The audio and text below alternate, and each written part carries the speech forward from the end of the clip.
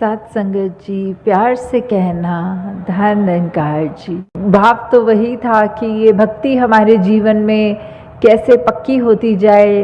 कि सिर्फ ये भक्ति को अगर हम ये समझ लें कि हमने बहुत धार्मिक ग्रंथ पढ़ लिए हैं तो अब हम भक्त बन गए हैं, तो भक्ति तो तब तक नहीं शुरू होती जब तक हम ये समझे कि वो सारे जो ग्रंथ है वो कह क्या रहे हैं। और वो सब यही कह रहे हैं कि हम इस जीवन काल में ये जीते जी इस परम पिता परमात्मा की पहचान कर लें कि कैसे हम क्या है, हमारा असली जो रूप है, हमारी आत्मा का जो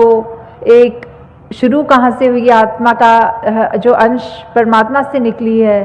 तो ये परमात्मा की जानकारी जिसका बोध हो सकता है, तो ये जीवन अगर हमने चाहे कितने भी साल जिया हो पर उसमें ये हमारे को परमात्मा का दर्शन नहीं हुआ हो, परमात्मा की जानकारी नहीं है, तो ये जीवन व्यर्थ ही जा रहा है। तो ये जीते जी जब हम इस परमपिता परमात्मा को जान सकें, उसको पहचान कर अपने ज़िंदगी में डालें, हर पल में ये एहसास रखें परमात्मा का, तो ही जीवन सही मायने में जिया जा रहा है। हर जगह पर यही बात संतों ने यही सत्संग में भी फरमाया कि हम कैसे अपने आप में अपने मानवीय गुणों को और पक्का करते रहें, कैसे हम पल पल एक अपने आप को बेहतर इंसान बना सकें, कैसे हमने इस जीवन में जीना है, ज़िंदगी में जीना है और उसी समाज में जीना है, पर साथ ही साथ हम कैसे वो ज़िंदगी को जीते हुए ये संसार का प्रभाव ना लें अपने ऊपर, पर ये परमपिता परमात्मा निरंकार का प्रभाव पहले हमारे अंदर असर करे, फिर हम अपने समाज तक भी ये बात पहुँचाएँ, अपनी दुनिया तक भी ये बात पहुँचाएँ कि ये ब्रह्म ज्ञान जो मिला है इससे कैसे जीवन सुधारा जा सकता है। और फिर जब अंत काल आएगा, जब ये मृत्यु होगी, तो ये पार उतारा भी सिर्फ और सिर्फ इस ब्रह्म ज्ञान के द्वारा ही किया जा सकता है। तो अभी जैसे हरदेव वाणी के शब्द में सुन रहे थे, हाँ जी, तन की सुंदरता तो केवल आंखों तक रह जाती है, मन की सुंदरता दूजे के दिल में जगह बनाती है। तो इस हरदेव वाणी के शब्द में यहाँ जहाँ एक तन की सुंदरता की बात आ रही है, वहाँ ये कहा जा रहा है कि अगर ये किसी का हम तन देखते हैं, वो खूबसूरती अगर हमें एक दिन नज़र आ रही है, तो वो खूबसूरती देखने के लिए हमें जो आंखें मिली हैं, हम उसको देख के वो अप्रिशिएट तो करते हैं कि ये ठीक है, किसी ने इतनी मेहनत करके अगर कोई एक्सरसाइज की है या फिर कैसे भी अपने योगा करके सेहत का ध्यान रखा है, और वो चाहे कैसा भी आकार उसने अपने शरीर का बनाया मेहनत करके खूबसूरत सा, तो वो एक वाकई ही बहुत मेहनत की गई है, तो वो बहुत ही सुंदर है, पर ये चीज़ आँखों ने देखी है। पर अगर कोई व्यक्ति हमें ऐसा मिले जिससे हम कुछ पल बात करें, चाहे उसके शरीर में वो उतनी मेहनत ढल के इतनी खूबसूरत एक मसल्स, एक टोन, एक डेफिनेशन ना हो, फिर भी उससे कुछ पल जब बात की जाए और पता लगे कि कैसा ये व्यक्ति का मन है, कितने प्यारे इसके विचार हैं, और ये कैसे इतना मुस्कुराते हुए इसकी बोली भाषा में कितना प्यार है और बिल्कुल ऐसे शब्दों का प्रयोग नहीं कर रहा जो दिल दुखाने वाले हैं। जब ऐसे व्यक्ति को हम मिलते हैं तो फिर वो बात आ जाती है कि शरीर की सुंदरता तो आँखों ने देख ली, पर एक चरित्र एक इंसान के जो है वो मन में इस तरह बैठ गया कि हम इंतज़ार करते हैं कि ये व्यक्ति जो हमें मिला था वो अगली बारी कब मिलेगा फिर से। बहुत मुबारक है, अपने शरीर का बहुत ध्यान रखना है, परमात्मा ने ही ये शरीर दिया है और इस शरीर को ज़िंदगी भर ठीक रखने की मेहनत हमारी है, तो वो बहुत मुबारक है। पर उससे ज़्यादा ज़रूरी अपने मन को साफ़ रखने की जो बात आती है कि मन को कैसे साफ़ रख सकते हैं, कैसे ये जब हमें पता है कि ये परमात्मा तो अंग संग 24 घंटे है, तो कैसे हम अपने मन में फिर भी वो विकार आने देते हैं, नफ़रत आने देते हैं, निंदा आने देते हैं, और भी ऐसी तंग दिली और कितना कुछ हम अपने जीवन में फिर भी इनवाइट कर लेते हैं, जो कि बिल्कुल एक अच्छी ज़िंदगी जीने के लिए किसी काम की नहीं है वो चीज़ें। तो हमें ये चीज़ें को दूर रखना है। ये सुमिरन रूप हमें मिला है परमपिता परमात्मा का, जहाँ एहसास करते हुए अपनी की गई गलतियों को बख्शवा कर जब हम ये एहसास करते हैं तो ये हमारे दिल का ये जो आईना है ये भी साफ़ हो जाता है। इसके अंदर और टिककर ये निरंकार का एहसास हो पाता है, और संगत और सेवा रूप का भी जो बात है वो भी हम इसी शरीर से काम लेंगे, इसी मन से काम लेंगे, और यही लिव निरंकार से ज़्यादा जितनी जुड़ती जाए उतनी हमारी ज़िंदगी और खुशबूदार बनती जाएगी। हाँ जी। जिसका तन उजला है लेकिन मन मैला है, मन काला निश्चित है उसका तो कोई मोल नहीं पड़ने वाला। तो अगर किसी पे यही ये उदाहरण सिर्फ एक शरीर की दे रहे हैं, पर अगर हम देखें तो प्रकृति में भी कितनी खूबसूरती है, इंसानों में भी कितने अलग अलग तरह के डाइवर्सिटी की बात आती है। जो जहाँ का रहने वाले इंसान होते हैं उनकी शक्ल का आकार, उनके ये त्वचा का रंग वो उसी हिसाब से होता है। तो ये चाहे ये मुख तो उजले वाली बात जो आ गई कि एक कैसे एक शक्ल की बात है कि हर किसी में वो निरंकार ने इतनी सुंदर शक्ल सभी की बनाई है, तो वो जो खूबसूरती है चेहरे पे वो तब तक ही मुबारक है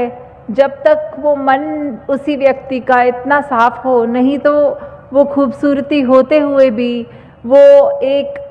ऐसे भाव होते हुए भी कि कैसा बात कर रहा है, अगर चुभ रही है वो उसकी बात, तो उस व्यक्ति का कोई मोल नहीं है। उस व्यक्ति से फिर हम ये नहीं एक्सपेक्ट कर सकते कि वो अपना सुधार भी कर रहा है या दूसरों के आंसू पोंछने वाली बात ऐसे उसके मन में भाव हैं। तो अगर हमें ऐसा व्यक्ति बनना है जो हर एक के दिल को भाए, तो हमें अपने अंदर जो हमारा मन है इसको हमने साफ रखना है, अपनी सोच को साफ रखना है, अपने व्यवहार को साफ रखना है, अपने ये जो भी हमारे कर्म हैं, अपने कर्मों में कुछ भी चालाकी ना करते हुए बस उस भाव से कि कुछ भी अगर कर रहे हैं तो ये समर्पित भाव है, ये दातार तूने कराना है, ये तेरे को अर्पण है जीवन। तो ऐसा ही जीवन, ऐसी ही सांसें ऐसा जिया जाए जो सिर्फ और सिर्फ ये परमात्मा ही उससे व्यवहार से झलके, सोच से झलके, कर्मों से झलके। तो इसी शब्द में जहाँ बार बार ये खूबसूरती का एग्जाम्पल लेते हुए कर रहे हैं,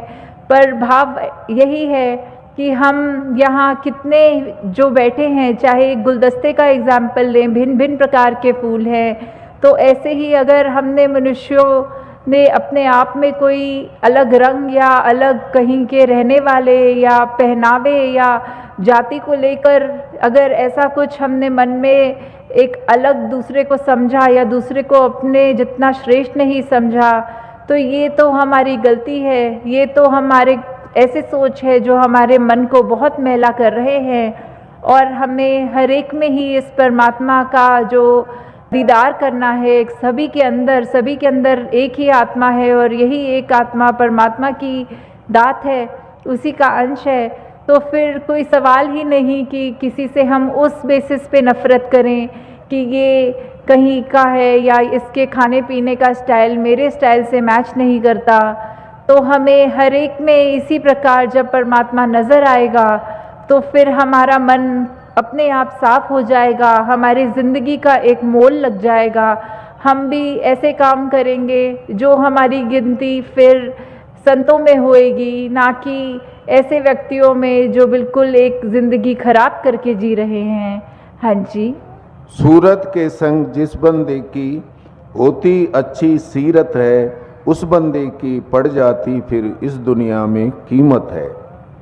तो हमें कैसे इस उदाहरण में बार बार ये सूरत और सीरत, ये खूबसूरती का जो बार बार जिक्र हो रहा है, तो वो यही बात आ रही है कि हमारी चाहे हमारा आकार कितना भी सुंदर है, हमारा कैसे भी हम अपने आप को जहाँ चला रहे हैं जीवन में, हमारी जो भी एक कल्चर है वो बहुत ही सुंदर अगर है तो उसको हमने अपने मन के ऊपर हावी नहीं होने देना। हमें इस बात का अभिमान भी नहीं करना कि हम इतने अच्छे दिखते हैं, हम ऐसा करते हैं, तो फिर चाहे हम व्यवहार अपना दूसरों से ख़राब रखें, किसी के आगे बदतमीज़ी से बोलें या कुछ ऐसी बात करें, गाली गलौज करें, ये फिर हमको शोभा नहीं देता। हमारी अगर सूरत जैसी भी परमात्मा ने दी है वो बहुत ही सुंदर है, पर साथ में अपने किरदार को हमने सुंदर बनाना है, अपनी सोच को, अपने हर चीज़ में एक ज़िंदगी के ऐसे ऐसे पहलुओं को हमें सिर्फ़ और सिर्फ खूबसूरत बनाने की ओर फोकस करना है। क्योंकि जब ये खूबसूरती अगर दिख भी रही है किसी को तो फिर वो कुछ पलों के लिए ही सिर्फ उसकी वाहवाही ना हो। जब एक अच्छा किरदार मिल जाएगा उस खूबसूरत शक्ल को तो ही हम हर एक के मन को भाएंगे, तो ही हम अपने आप को भी एक सही मायने में सुंदर इंसान बोलने के काबिल बना सकेंगे। हाँ जी। तन की सुंदरता की खातिर सजता और संवरता तू, मन सुंदर रखने का बंदे नहीं उपाय करता तू। तो वही बात की एक शक्ल और एक मन की बात हो रही है कि कैसे अपने सूरत को तो हम प्रतिदिन सुबह उठ के जब तैयार भी हो रहे होते हैं तो हमारा दिन शुरू होते ही हम अपने आईने में घर के देखना शुरू कर देते हैं, अपने आप की शक्ल ये संवारना शुरू कर देते हैं। पर हम उस समय भी ये फोकस नहीं करते कि ये तन की खूबसूरती, ये शक्ल की खूबसूरती से ज़्यादा ज़रूरी है कि अपने मन में एक पावन निर्मल गुण हम रखें कि वो हमारा मन ही साफ़ सुथरा रहे, किसी के लिए हमारे मन में ये बुरे ख्याल ना आए, एक नफ़रत का भाव ना रहे।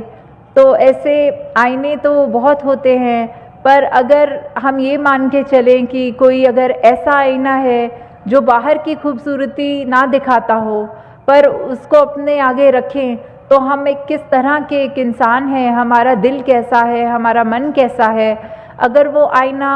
कुछ ऐसा दिखाने लग जाए तो हो सकता है हम अपने आप को भी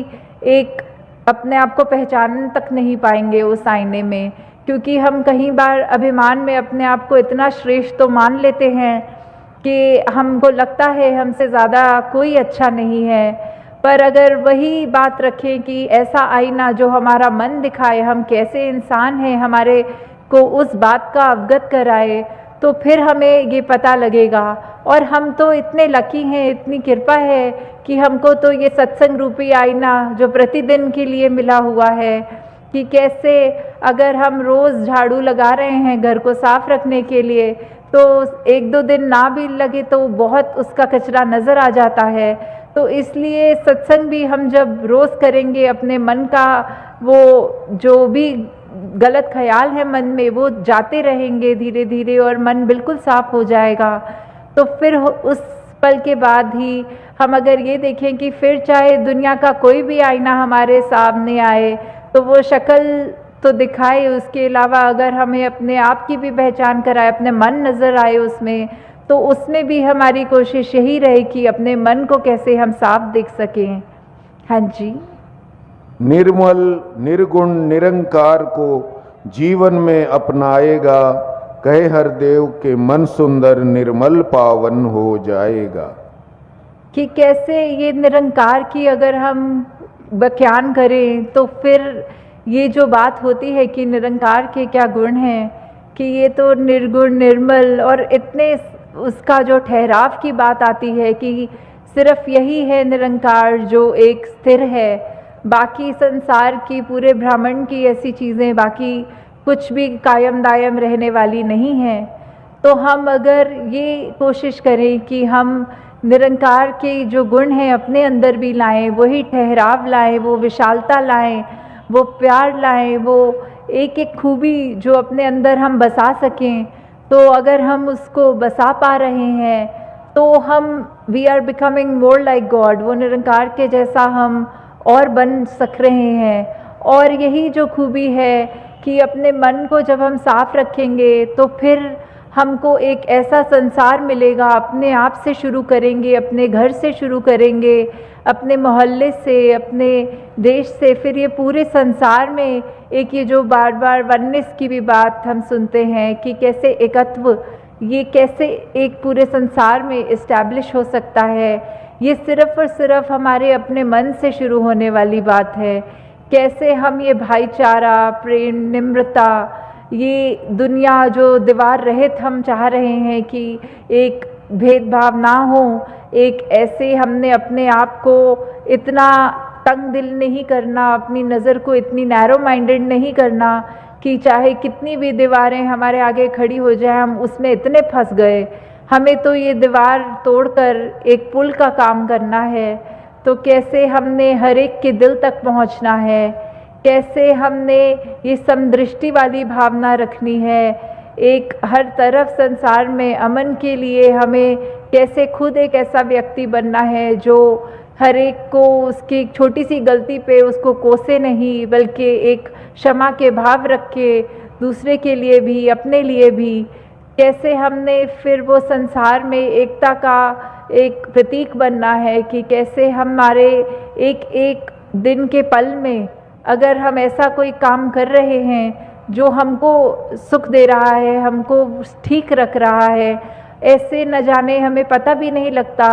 काफ़ी बाहर के भी हमें अगर देखते हैं व्यक्ति, कोई अजनबी होते हैं, कुछ देर की बस यात्रा भी साथ करके वो उतने में ही जानना चाहेंगे कि आपका स्वभाव तो बहुत ही ठहराव वाला है, आपके अंदर बहुत गुण देखने को मिले, तो आप ऐसा क्या अलग करते हैं जो बाकी हम सब नहीं करते। तो ऐसे हमारे जीवन में जो बात आती है कि हमें इस निरंकारी मिशन का चलता फिरता जो प्रचार बनना है, वो सिर्फ हमारी बातों से नहीं, हमारे कर्मों से ज़्यादा बाकी सबको नज़र आएगा। तो कैसे हमने एक जो विश्व में शांति का प्रतीक बनना है, कैसे हमने अपने जीवन में सिर्फ और सिर्फ ये खुशबू ऐसी रखनी है कि एक फूल की तरह जो मसलने के बाद भी सिर्फ खुशबू देता है। कहीं ऐसे ना हो जाए कि हम कहीं चल रहे हैं और अगर चलते चलते किसी दूसरे व्यक्ति का गलती से पैर हमारे पैर पे पड़ जाए तो हम उसको आगे से गुस्सा करने लग जाएं, उसको कठोर बोल दें। तो वो हमें नहीं करना है। हमको हर एक के लिए ये क्षमा का भाव मन में रखते हुए,